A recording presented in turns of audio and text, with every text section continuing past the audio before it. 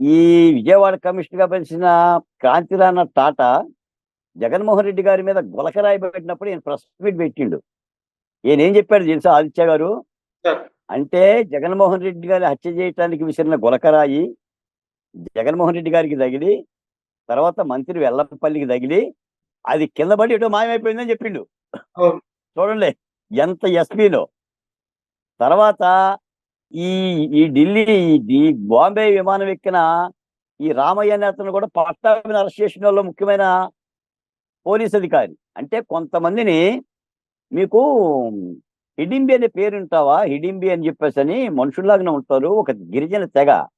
ఇప్పుడు మనం అందరం ఆహారం కందమూలాలు కూరగాయలు ఏవో తింటాం, వాళ్ళు మనుషులు మాంసం తింటారు.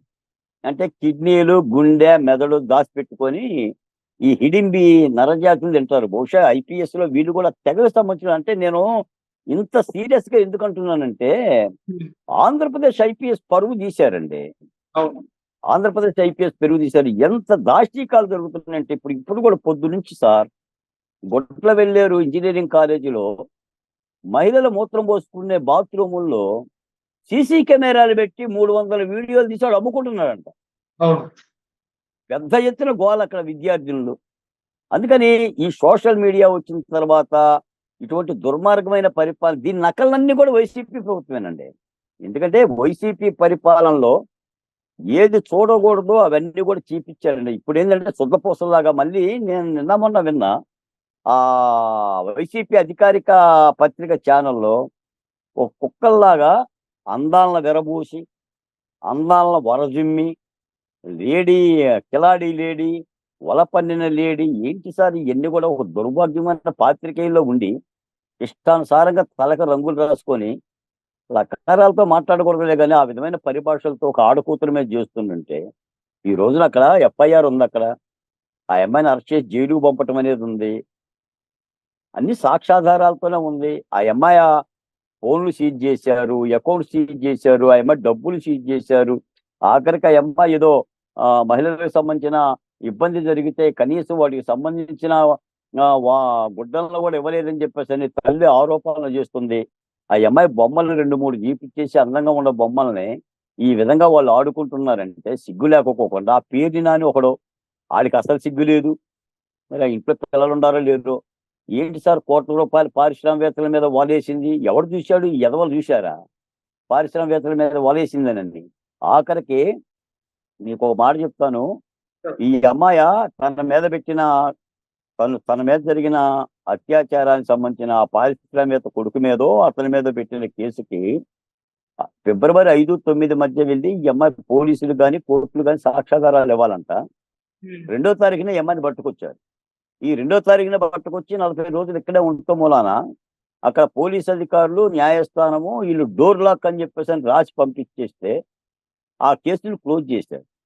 ఇంకోటి కూడా అంటే ఈ అమ్మాయిని హింసించి బాంబే పంపించిన తర్వాత బాంబేలో ఈ అమ్మాయి పెట్టింది కేసు, నన్ను కిడ్నాప్ చేశారు ఆంధ్ర పోలీసులు అని చెప్పేసి. ఈ రోజున రాష్ట్ర ప్రభుత్వం కొంత ధైర్యం చెప్పి బాంబే వెళ్ళి ఆ అమ్మాయికి రక్షణగా ఉంటామని ఆంధ్రప్రదేశ్ తీసుకురాబట్టి ఈ అమ్మాయి వచ్చింది. కానీ లేకపోతే ఏ ఆడకూతురు ధైర్యం చేస్తుందంటే ఇప్పటికీ కూడా నాకు తెలిసి ఆదిత్య ఈ అమ్మాయి అన్ని విషయాలు చెప్పడానికి కూడా ధైర్యం లేదు, అన్ని చెప్పలేకపోతుంది. నాకు తెలిసి ఈ అమ్మాయి మీద భౌతిక దాడే కాకుండా లైంగిక దాడి కూడా జరిగే ఉంటుంది. ఎందుకంటే ఈ ఎదవలను అయితే నేనైతే నమ్మను. మనం చూస్తున్నాం కదా నోడి వీడియోలు, ఒక్కొక్క ఎమ్మెల్సీ ఒక్కొక్క ఎమ్మెల్యే వాళ్ళు ఏం మాట్లాడుతున్నారు, ఎలా బరి తెగించారు, వీళ్ళ పార్టీ పేరేంటి, వీళ్ళ వ్యవహారం ఏంటి, ఇవన్నీ మనం చూస్తున్నాం కదా. ఇంత దుర్మార్గమైన రాజకీయ, అసలు ఇది రాజకీయ పార్టీ కాదండి. దీనిని అసలు ఇది చేయాలి, నిషేధం ప్రకటించాలి. వైసీపీ పార్టీ మీద నిషేధం ప్రకటించినా కూడా తప్పులేదు ఎన్నికల కమిషన్. ఏంటి సార్ ఆ బరి తెగింపు ఏంటి, ఆ మాటలు ఏంటి, ఆ నాయకుడేంటి, ఈ నాయకుడేంటి, ఓడిపోయినా సిగ్గు లేదు. అసలు ఎలా మాట్లాడగలుగుతున్నారు కూడా అర్థం కావడంలా. తప్పనిసరిగా దీని మీద రాష్ట్ర ప్రభుత్వం, ఎందుకంటే పవన్ కళ్యాణ్ కూడా ఒక సినిమా స్టారు, తోటి సినిమా స్టార్ మీద జరిగిన ఒక అఘాయిత్యం, ఆయన కూడా చొరవ తీసుకొని ఈ కేసు మీద తక్షణం ఈ పోలీస్ అధికారుల మీద కేసు కట్టి జైలుకు పంపాలి. తిరిగి ఇలాంటి దుర్మార్గాలు జరగకోకుండా కట్టడి చేయగలగాలి. ఎందుకంటే మనం కార్యనిర్వాహకులు ఐఏఎస్ ఐపీఎస్ని ఏదో మనం గౌరవిస్తాము, ఇండియన్ పేనల్ కోడ్ అని, ఇండియన్ అడ్మినిస్ట్రేషన్ అని, ఇండియన్ సర్వీస్ అని గౌరవిస్తాం. కానీ వీళ్ళంతా కూడా తెల్ల చొక్కాలు వేసుకున్నంత తెల్లగా అయితే ఏం లేరు. మనం చూస్తున్నాము, ఎన్నో చూశాము. అవును. మరి ఇలా రాజకీయ నాయకులకే లేదా ప్రభుత్వాలకే వాళ్ళ పాదాల చెంత సేవ చేసే విధంగానే ఉంది. మరి చంద్రబాబు నాయుడు గారు అయితే దీన్ని దృష్టిలో పెట్టగలగాలి. పెట్టకపోతే మాత్రం ఈ పరిణామాలు చాలా దుర్మార్గంగా ఉంటాయి. ఈ అవును. రోజున రాష్ట్రం మొత్తం కూడా 4 రోజుల్లో కుతకుతలాడుతుంది.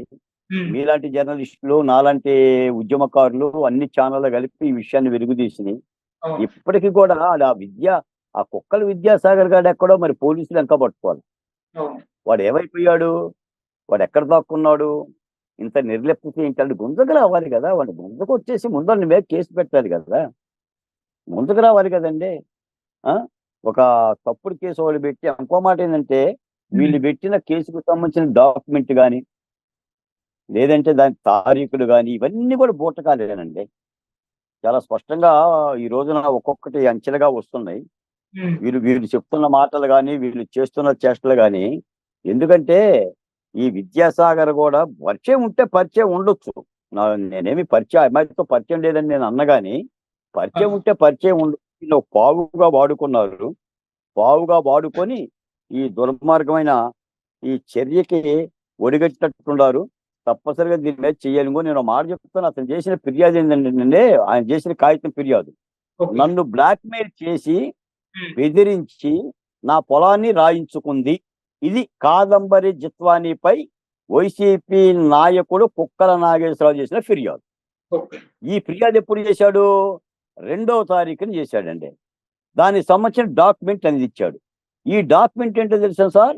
2018లో ఈ డాక్యుమెంట్ రాసుకున్న డాక్యుమెంట్ ఇది. 2020లో ముంబైలోనే కాదంబరి కొనుగోలు చేసిన ప్లాట్ అడ్రస్ ఈ డాక్యుమెంట్లో పెట్టారు. తర్వాత ఈ డాక్యుమెంట్ స్టాంప్ పేపర్ కొనుగోలు చేస్తారు చూసావా? ఈ స్టాంప్ పేపర్ 2023లో కొన్నారు. అంటే డాక్యుమెంట్ రాసింది 2018, అందులో అడ్రస్ చెప్పిందేమో ఆ అమ్మాయి సంబంధించి 2020లో కొనుగోలు చేసిన అడ్రస్. ఈ డాక్యుమెంట్ స్టాంప్ పేపర్ ఏమో 2023. ఇది కావాలని ఇక మమ్మల్ని అనే నా కొడుకు లేడు, మమ్మల్ని ఎవడో పట్టపగ్గాలు అని చెప్పేసి పోలీసు వాళ్ళు చేసిన పని తప్ప ఇంకేముందండి? ఆ అమ్మాయి చెప్తుంది కదండి, చంద్రబాబు నాయుడు లాంటి మేము అరెస్ట్ చేశాము, నువ్వెంత నీ దిక్కెంత అని చెప్పేసి పోలీసులు బెదిరించారని అమ్మాయి చెప్తుంది కదండి. కాబట్టి తప్పనిసరిగా ఈ ప్రభుత్వం మీద మాత్రం చాలా బాధ్యత అండి. దీని వెనక నేనేమి నిరాధారాలతో శిక్షించమని చెప్పి నేను చెప్పటంలా. దీన్ని ఖచ్చితంగా త్రికరణ శుద్ధిగా, నిజాయితీగా విచక్షణ అధికారిని ఇప్పుడు ఎవరో ఒక పోలీస్ అధికారిని వేశారు ఈ విచారణ మీద. నిజాయితీగా చేసి ఎంతమంది ఉంటే అంతమందిని బయటికి తెచ్చి కేసు కట్టి జైలుకు పంపి మళ్ళీ ఆంధ్ర రాష్ట్ర ప్రజలకి చెప్పగలగాలండి. అలాంటి చర్యలు తీసుకుంటేనే ఏదైనా పరిష్కారం. ఎంతసేపు మాట్లాడటం కంటే నేను నిన్న మొన్న కూడా చాలా మందితో మాట్లాడుతున్నాను. నాకైతే ఆదిత్య కొన్ని వందల మంది ఫోన్ కాల్స్, మెసేజ్లు పెడుతున్నారు. ఏమని? బాలకోటయ్య గారు తగ్గమాకండి, కాదంబరికి న్యాయం జరిగేంత వరకు ఓటమి ప్రభుత్వాన్ని అయినా సరే మీరు నెగ్గదీయండి.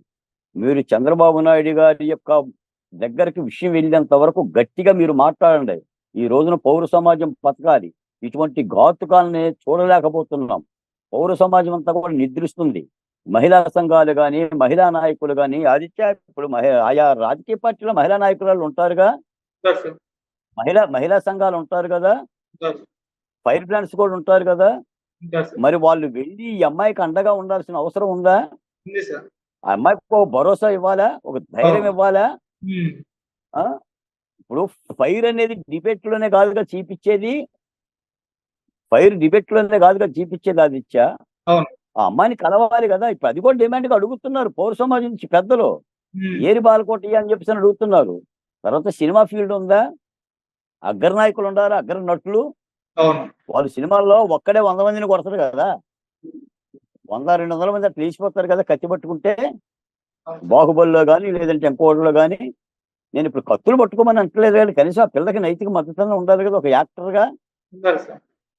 దాని మీద నిజాలు విచారించి చర్య తీసుకోమని చెప్పని ప్రభుత్వానికి ఒక రిక్వెస్ట్ లెటర్ రాయాల్సిన బాధ్యత అగ్రనటులకు లేదా? వాళ్ళు సినిమాలు తీసేసుకొని ప్రేక్షకుల మీద పెట్టేసేసి మేము హీరోలం అని చెప్పి సూక్తిని చెప్తే సరిపోతుంది ఆదిత్య. మరి ఇవన్నీ అంశాలే. సమాజం ఇలా అవటానికి కూడా కారణం ఇదే. నీకంటే మనం గతంలో ఎన్నోసార్లు చెప్పా, పౌర సమాజం కానీ, పౌర సమాజంలో ఉన్న మేధావులు కానీ, మాట్లాడాల్సిన వ్యక్తులు కానీ చైతన్యంతో ఉంటేనే ఆ సమాజం బతుకుతుందండి. అవును. లేకపోతే ఇలాంటి అరాచకాలే ఉంటాయి. ఇంకో మాట ఏందంటే ఇక్కడ ఆదిత్య, సార్. నిజంగా ఈ జరుగుతున్న వాతావరణం మనం చూస్తున్నట్టే మొన్న 24లో గనక ఒకవేళ గ్రహపాటుగానో, పొరపాటుగానో, మళ్ళీ చారిత్రక తప్పిదంగానో వైసీపీ పార్టీనే మళ్ళీ గెలిచి ఉన్నట్టయితే హ్మ్. ఆంధ్రప్రదేశ్‌లో నాకు తెలిసి నరమేధం జరిగేదండి. అవును సార్. ఈ పార్టీకి బాలకోటి లాంటోన్ని కూడా చంపేసేవాళ్ళండి. చనిపోయి కూడా దాదాపు 60, 70 రోజులు అయిపోయేది. అమరావతి రైతుల ఆత్మహత్యలు జరిగేయి. అవును. ప్రతిపక్ష పార్టీలన్నీ ఊరు విడిచిపెట్టేసి వెళ్ళిపోయాయి. హ్మ్. ఈ రాష్ట్రం విడిచిపెట్టి వెళ్ళిపోయాయి. నాకు తెలిసి చంద్రబాబు నాయుడు గారు కూడా ఆంధ్రప్రదేశ్ ఉండేవాడు కాదు. ఒకవేళ జగన్మోహన్ రెడ్డి గారే మళ్ళీ ముఖ్యమంత్రిగా వచ్చి ఉన్నట్టయితే, అంటే అంత దుర్మార్గాన్ని రాష్ట్ర ప్రజలు కాపాడండి ఆ ప్రజాస్వామ్య ప్రక్రియ. ప్రజలు చాలా బాధ్యతగా ఒక విప్లవంలాగా, స్వాతంత్ర సంగ్రామంలాగా తిరగబడి వైసీపీ కోసలు కూల్చేశారు. ఆఖరికి ఆ అవును. పార్టీ ఎటు పోవాలో కూడా అర్థం కాని పరిస్థితి. ఎంపీలు ఎటు పోవాలో అర్థం కావట్లా. రాజ్యసభ సభ్యులు ఎటు పోవాలో అర్థం కావట్లా. ఎమ్మెల్సీలు ఎటు పోయింది వైసీపీ పార్టీ. ఇది మీసాల మేలేసిన పార్టీ. ఏం అవును. బీక్కుంటారు బీక్కోమన్న పార్టీ. మీసాలు మేలేసింది, తొడలు మేలేసింది, బీపీ ఉంది, చొక్కాలు మడతేయమంది, లుంగీలు మడతేయమంది, లుంగీలు ఎత్తుకొని బొమ్మంది. ఈ టైపులో చేసిన ఒక అనాగరికమైన ఒక పరిపాలన వ్యవస్థ మీద ప్రజాస్వామ్యంలో ప్రజలు మంచి శిక్షణేసి గెలిపించారు కూటమిని. తప్పనిసరిగా వీటి మీద ఈ ఈ బాంబే నటి సంబంధించిన సంఘటన మీద మాత్రం తక్షణ చర్యలు కూడా ఉండాలి ఆదిత్య. రేపు తీసుకుంటాం, ఎల్లుండి తీసుకుంటాం కాకుండా ఇప్పుడు అమ్మాయిని తెచ్చారు, అవును. విచారిస్తున్నారు, సిపిని కలుస్తుంది, లిఖితపూర్వకంగా ఇస్తుంది. వెంటనే దీని మీద మీకు తెలుసో లేదో ఆ ఇద్దరు పోలీస్ ఆఫీసర్లు డీజీపీ ఆఫీసులో కాంటాక్ట్ లో లేరంట. 3 రోజులు అబ్స్కాండెడ్ అంట. హ్మ్. వాళ్ళు దీనిలో రిజర్వ్ లో పెట్టారు కదా ఇద్దరు ఆఫీసర్ని. హ్మ్. కాంతిరాణ టాటాని విశాల రిజర్వ్ లో పెట్టి ఉదయం 10 గంటల దగ్గర నుంచి సాయంత్రం 5 వరకు డ్యూటీలో ఉన్నట్టుగానే వాళ్ళు అటెండెన్స్ ఆఫీసులో కూర్చోవాలి. అవును. మొన్నటి వరకు వచ్చారు. ఇప్పుడు ఈ విషయం బయటికి రాగానే వీళ్ళు పరారు. కరెక్ట్. ఫోన్లు స్విచ్ ఆఫ్ చేసుకుని వెళ్ళిపోయారు. అయినా లాక్కు రావాలి, గుంతకు రావాలి. దీని హ్మ్. మీద రాష్ట్ర ప్రభుత్వం తక్షణంగా విచారణ చేసి దానికి సంబంధించిన నేరగాళ్ళందరినీ లోపల పెట్టి రాష్ట్ర ప్రజలకు ల్యాండ్ మార్క్ సందేశం ఇవ్వాలని మాత్రం అమరావతి బహుజన్ కోరుతున్నానండి.